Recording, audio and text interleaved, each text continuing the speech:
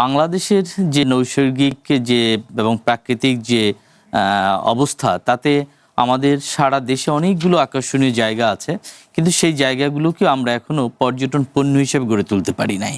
একটা হলো ব্র্যান্ডিং করছি না, না ব্র্যান্ডিং অন্য জিনিস। একটা হলো যে কাঁচামাল হিসাবে, পর্যটনের কাঁচামাল হিসাবেই রয়েছে। পর্যটন পণ্য হিসাবে তৈরি করতে হলে ওখানে পর্যটকদের জন্য ফ্যাসিলিটি তৈরি করতে হয়। আমাদের যে আকর্ষণগুলো আছে সেগুলো এখনো কাঁচামাল হিসাবেই আছে, আমি বলবো পর্যটন পণ্যের ক্ষেত্রে। তো সেই জায়গাগুলোকে যদি আমরা ফ্যাসিলিটি দিয়ে পর্যটন পণ্যে তৈরি করতে পারি, তাহলে পর্যটকরা অন্যদিকে ডাইভার্ট হবে। আরেকটা বিষয় হলো যে মানুষ একই জায়গায় যে কোনো ছুটির দিনে অনেক মানুষ, যে আপনি আপনার প্রতিবেদনে বলেছেন, এবং সেখানে যে দেখা যায় যে আমার প্রত্যেকটা গন্তব্যের একটা ক্যারিং ক্যাপাসিটি আছে। আমার যে ধরেন সেন্ট মার্টিন, ওর একটা ক্যারিং ক্যাপাসিটি আছে, নিজম দ্বীপ ক্যারিং ক্যাপাসিটি আছে। তো এই ধরনের যে জায়গাগুলো, এগুলোর ক্যারিং ক্যাপাসিটি বাইরে মানুষ যেহেতু ডাইভার্সিফাইড হতে পারছে না, সে কারণে একই জায়গায় অনেক মানুষ যাচ্ছে, যাওয়ার ফলে একটা ডেস্টিনেশন অব্যবস্থাপনা তৈরি হয়। আমি কিছুদিন আগে গিয়েছিলাম সিলেটের জাফলংয়ে। তো সেখানে দেখেছি যে কোনো ছুটির দিন নয়, এটি ছিল ওয়ার্কিং ডে। সেখানেও মনে হয় হাজার হাজার মানুষ গিয়েছে, পর্যটক গিয়েছে। এবং সেই জাফলংয়ে আপনি গেলে দেখবেন যে অব্যবস্থাপনার চরম পর্যায়ে।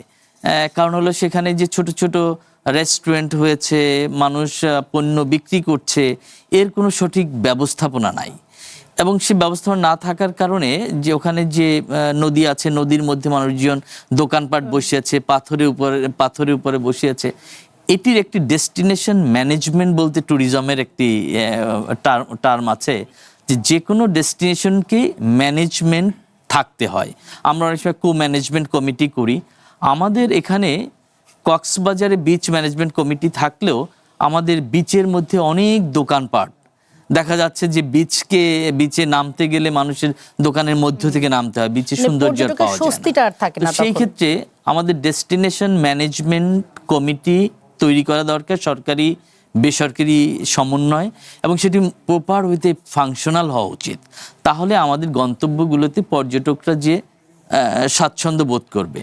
একই সাথে বলতে হয় যে আমাদের পর্যটকরাও যে দায়িত্বশীল পর্যটন করবে বা বেড়াতে যাবে, তাদের দায়িত্বশীল আচরণ, এটিরও একটা যথেষ্ট ঘাটতি রয়েছে। তা আমাদের সরকার এবং বেসরকার, সব বেসরকারি যারা, সবাইকে দুটো বিষয়ে কাজ করতে হবে। একটা হলো ডেস্টিনেশন ম্যানেজমেন্ট, একই সাথে পর্যটকদের ডু অ্যান্ড ডন্টস। এটি শুধু মানে জানালেই হবে না, এটি প্রত্যেকটা জায়গায় বড় বড় করে লেখে সাইনেজ দিয়ে বুঝাই দিতে হবে, যেখানে এটা করা যাবে, এটা করা যাবে না। এটা মনিটরিংটা দরকার, যার কারণে অব্যবস্থাপনাগুলো হচ্ছে। আমাদের সাদা পাথর দেখেছেন কিছুদিন আগে ভোলাগঞ্জে কি হয়েছে, রাতারগুল, আমাদের বিছানাকান্দি, আমাদের বরিশালের ব্যাকওয়াটার ট্যুরিজম, এই জায়গাগুলো কিন্তু অত্যন্ত আকর্ষণীয়, কিন্তু সুব্যবস্থাপনার অভাবে এগুলো ধ্বংস হচ্ছে।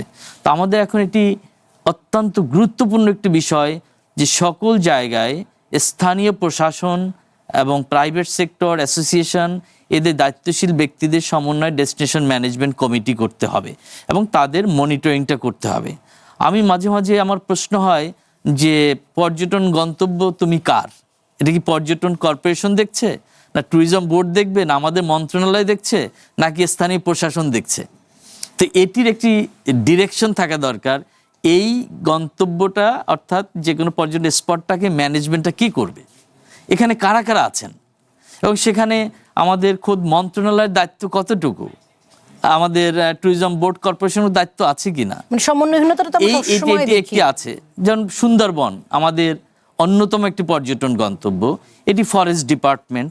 এখানে আমাদের মন্ত্রণালয়ের দায়ভার কতটুকু আছে, আমাদের পর্যটকদের জন্য জেটি করার ক্ষেত্রে আমাদের মন্ত্রণালয় কতটুকু দায়িত্ব নিতে পারছেন। তো এই রকমের যেগুলো পর্যটন গন্তব্য, আর্কোলজিক্যাল সাইট সব সংস্কৃতি মন্ত্রণালয়, এই আন্তঃমন্ত্রণালয় একটা সমন্বয়হীনতা আছে।